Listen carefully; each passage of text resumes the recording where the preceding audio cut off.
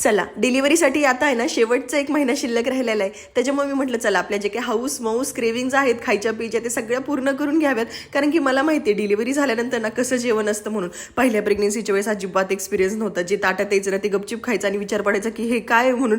पण आता काय करणार, ब्रेस्ट फिडिंगमुळं किंवा ब्रेस्ट मिल्क येण्यासाठी ना हे सगळ्या गोष्टी खावा लागत असायच्या. आता सेकंड प्रेग्नेन्सीच्या वेळेस सगळं मला माहिती आहे. त्याच्यामुळे मी म्हटलं आता शेवटचे 4 संडे राहिलेले आहेत तेवढं मस्त असं एन्जॉय करून घेते म्हणून सकाळ सकाळ त्यांच्या मागं लागले की मला ना मस्त असं गावरान पद्धतीचं काहीतरी चुरून मुरून खायचं म्हणून. मला म्हटले चला आपण ना मस्त असं फलकी फार्मला जाऊया आणि तिथं मस्त असं तू जेवण कर म्हणून. मी माझ्या होल प्रेग्नेन्सीमध्ये ना मी असंच गावरान पद्धतीचं जास्त क्रेविंग झालेले आहेत. म्हणजे ठेचा म्हणा, भाकर म्हणा किंवा असं चुरून मुरून म्हणा, ह्या गोष्टी मला खूप जास्त खाऊशी वाटत होत्या. तुम्हाला काय काय खाऊशी वाटतं किंवा तुम्हाला कशाचे क्रेविंग्स होतात मला कमेंट सेक्शनमध्ये नक्की सांगा. त्यानंतर ना मी एक गोष्टीचा एक्सपिरियन्स केलेला आहे की नवरा आहे ना बायकोपेक्षा 2 पाऊल ना जरा जास्तच असतो म्हणून. कारण की मी यांना माझ्या पूर्ण प्रेग्नेन्सीमध्ये म्हणायचे की मला काहीतरी खाऊशी वाटतंय आणि त्या जर इच्छा पूर्ण नाही झाल्या ना तर बाळाचा कान वगैरे फुटतो म्हणून. मला म्हणायचे असं काही नसतं, बाळ बाहेर आलं ना आपण त्याचा कान शिवून घेऊया म्हणून. पण तू तुझे एक्स्ट्राचे नखरे करू नको. तुला खाऊशी वाटते ना ते सांग, मी त्या क्रेविंग्स तुझ्या पूर्ण करतो, पण असं काही म्हणू नको. तुमच्या बाबतीत पण असं होतंय का? प्लीज मला नक्की सांगा. बाय.